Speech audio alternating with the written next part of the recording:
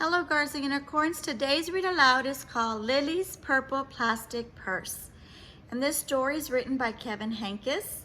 I'd like to give a special thanks to Scholastics for allowing me to share this story with you today. Let's begin. Lily's Purple Plastic Purse by Kevin Hankes.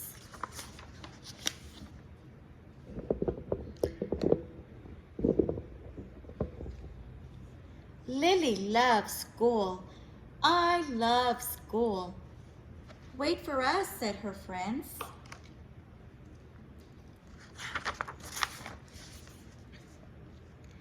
She loved the pointy pencils. She loved the squeaky chalk. And she loved the way her boots went clickety-clickety-click down the long, shiny hallways. Lily loved the privacy of her very own desk. Mine. She loved the fish sticks and chocolate milk every Friday in the lunchroom. Straws make everything taste better, she said. And most of all, she loved her teacher, Mr. Slinger, for you.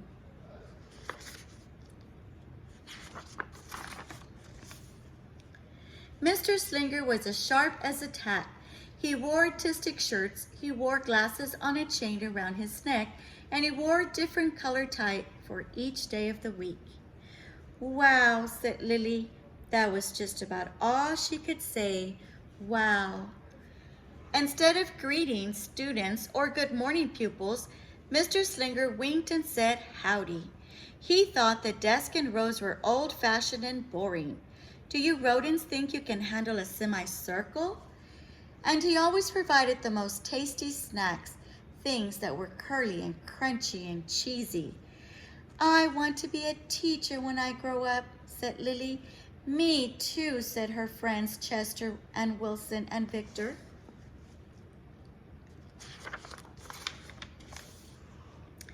At home, Lily pretended to be Mr. Slinger. I am the teacher, she told her baby brother Julius. Listen up. Lily even wanted her own set of deluxe picture encyclopedias. Teachers know everything, Lily said. What's with Lily? Asked her mother. I thought she wanted to be a surgeon or an ambulance driver or a diva, said her father. It must be because of her new teacher, Mr. Slinger, said her mother. Wow, said her father. That was just about all he could say. Wow. Whenever the students had free time, they were permitted to go to the light bulb lab in the back of the classroom. They expressed their ideas creatively through drawing and writing. Lily went often, and she had a lot of ideas. She drew pictures of Mr. Slinger, and she wrote stories about him too. During sharing time, Lily showed her creations to the entire class. Wow, said Mr. Slinger. That was just about all he could say. Wow. In fact, in her drawing, she wrote, Big, friendly, Mr. Nice Man Teacher. And she drew a picture. At the very last second, Mr. Slinger saved the cold, starving elderly. Yes, indeed, Lily thought very much about her teacher. When Mr. Slinger had bus duty, Lily stood in line even though she didn't ride the bus.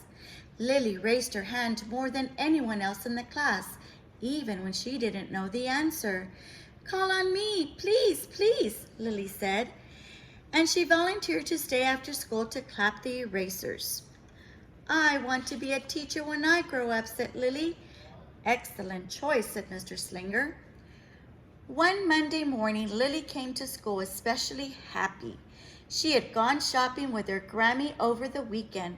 Lily had a new pair of movie star sunglasses complete with glittery diamonds and a chain like Mr. Slinger's. She had 3 shiny quarters and, best of all, she had a brand new purple plastic purse that played a jaunting tune when it was open. Lily wanted to show everyone. Not now, said Mr. Slinger. Listen to our story. Lily had a hard time listening. Shh, said the children. Lily really wanted to show everyone. Not now, said Mr. Slinger. Let's be considerate of our classmates. Lily had a hard time being considerate. Lily really wanted to show everyone. Not now, said Mr. Slinger. Wait until recess or sharing time. But Lily could not wait. She's in trouble, said the children. The glasses were so glittery, the quarters were so shiny, and the purse played such nice music, not to mention how excellent it was for storing school supplies. Look, Lily whispered fiercely. Look, everyone, look what I've got. Everyone looked, including Mr. Slinger. He was not amused. I'll just keep your things in my desk until the end of the day, said Mr. Slinger. They'll be safe there, and then you can take them home. Lily's stomach lurched. She felt like crying. Her glasses were gone and her quarters were gone. Her purple plastic purse was gone. Lily longed for her purse all morning. She was even too sad to eat the snack Mr. Slinger served before recess. That afternoon, Lily went to the light bulb lab. She was still very sad. She thought and she thought and she thought. And then she became angry. She thought and she thought and she thought some more. And then she became furious. She thought and she thought and she thought a bit longer. And then she drew a picture of Mr. Slinger. She looks awfully mad. Right before the last bell rang, Lily sneaked the drawing into Mr. Slinger's book bag. Look at her drawing. She wrote, "Big, fat, mean Mr. Stealing Teacher. Bad, thief, claws, wanted by the FBI. P.S. I do not want to be a teacher when I grow up." When all the students were buttoned and zipped and snapped and tied and ready to go home, Mr. Slinger strolled over to Lily and gave her purple plastic purse back. "It's a beautiful purse," said Mr. Slinger. "Your quarters are nice and jingly, and those glasses are absolutely fabulous. You may bring them back to school as long as you don't disturb the rest of the class." "I do not want to be a teacher when I grow up," Lily said as she marched out of the classroom. Indeed, she's very upset.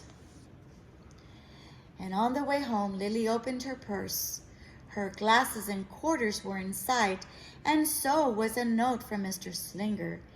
The note said, "Today was a difficult day. Tomorrow will be better." There was also a small bag of tasty snacks at the bottom of the purse. Lily's stomach lurched. She felt like crying. She felt simply awful. Lily ran all the way home and told her mother and father everything. Wow, seems like the teacher isn't that mean after all. Instead of watching her favorite cartoons, Lily decided to sit in the uncooperative chair. "I'll stay here a million years for Mr. Slinger," Lily said. "Why does everything always happen to me?" Lily said. 1051, 1052, 1099. That night, Lily drew a new picture of Mr. Slinger and wrote a story about him too.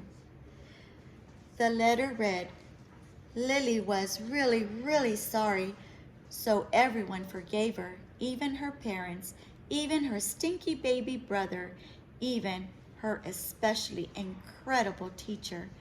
And then the sun shined its smiley face down on everyone and everything, even the bugs and the worms. The end. And she also drew a picture. It says, "Listen up, I forgive everyone." He could be principal one day. He's kind, he's good, he's nice. I'm really sorry. Wow, she really is sorry. Lily's mother wrote a note, and Lily's father baked some tasty snacks for Lily to take to school the next day. I think Mr. Slinger will understand, said Lily's mother. I know he will, said Lily's father. How could he resist my no-frills cheese ball, said Dad. The next morning, Lily got to school early. These are for you, Lily said to Mr. Slinger, because I'm really, really, really, really, really, really, really, really, really, really, really, really, really, really, really, really, really sorry, said Lily. I think she really means it. Mr. Slinger read the story, and he looked at the picture, and he read the note. Wait, what does that say? Lily asked. And he sampled the snacks. Yum, yum. Wow, said Mr. Slinger. That was just about all he could say. Wow. What do you think we should do with this? Asked Mr. Slinger. Could we just throw it away? Asked Lily. Excellent idea, said Mr. Slinger. During sharing time, Lily demonstrated the many uses and unique qualities of her purple plastic purse, her shiny quarters, and her glittery movie star sunglasses.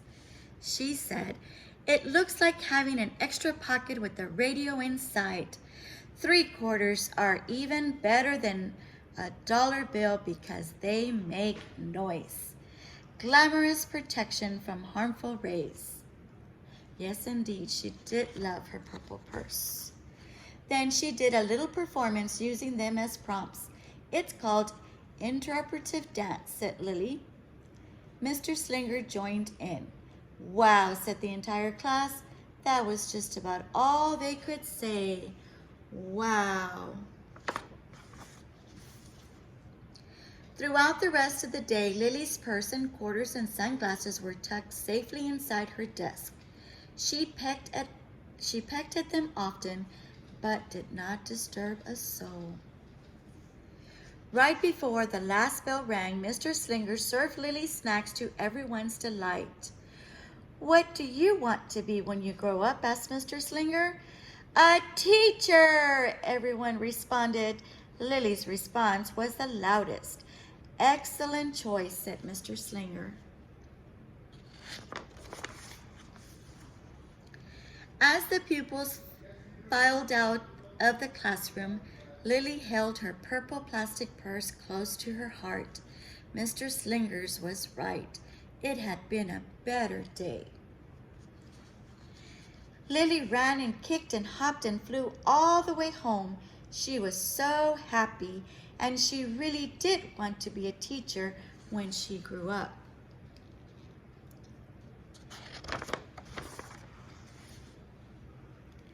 That is, when she didn't want to be a dancer or a surgeon or an ambulance driver or a diva or a pilot or a hairdresser or a scuba diver. The end. I hope you enjoyed the story of Lily's purple plastic purse.